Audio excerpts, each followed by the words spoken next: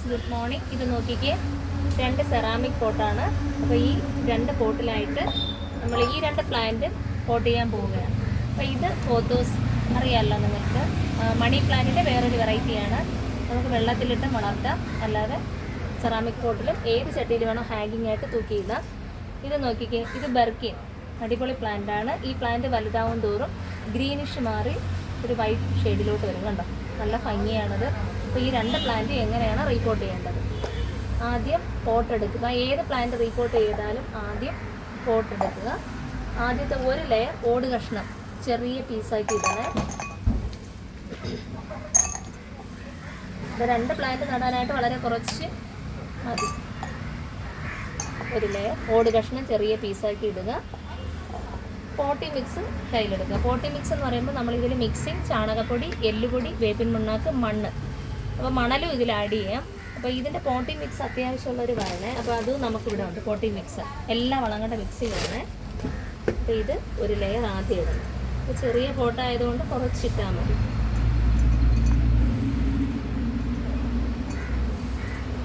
Plant കയ്യിലെടുക്കുക.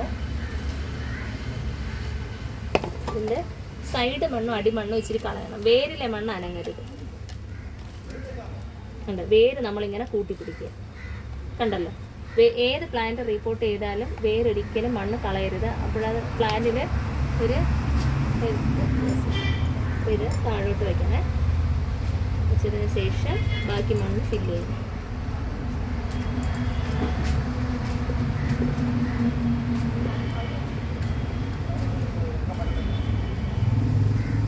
ഇത്രയേ ഉള്ളൂ. ഇതിൽ നമുക്കിത് കല്ലൊക്കെ ഇട്ട് അറേഞ്ച് ചെയ്യാം.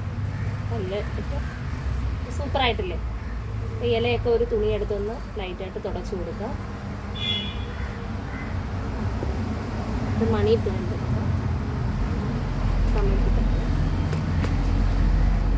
ഇത് ഒത്തിരി വേരായിട്ടുണ്ട്. അപ്പോൾ ഇതിൻ്റെ സൈഡ് മണ്ണും അടിമണ്ണും എല്ലാം കളയാം.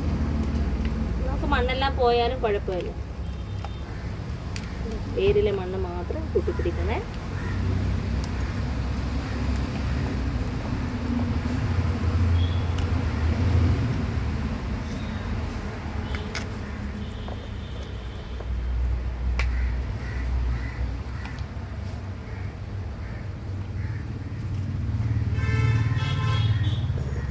നമുക്ക് ടേബിളിൻ്റെ പുറത്തൊക്കെ ഈ പ്ലാന്റ് വയ്ക്കാം.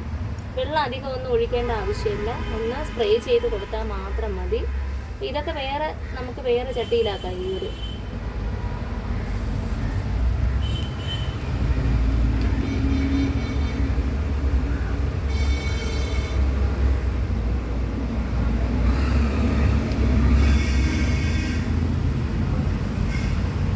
ഇങ്ങനെ തൂക്കിയത്, അല്ലെങ്കിൽ ഇതിനെ റൗണ്ട് ചെയ്ത് ഇടണം. Okay, thank you. സൂപ്പറായിട്ടില്ലേ?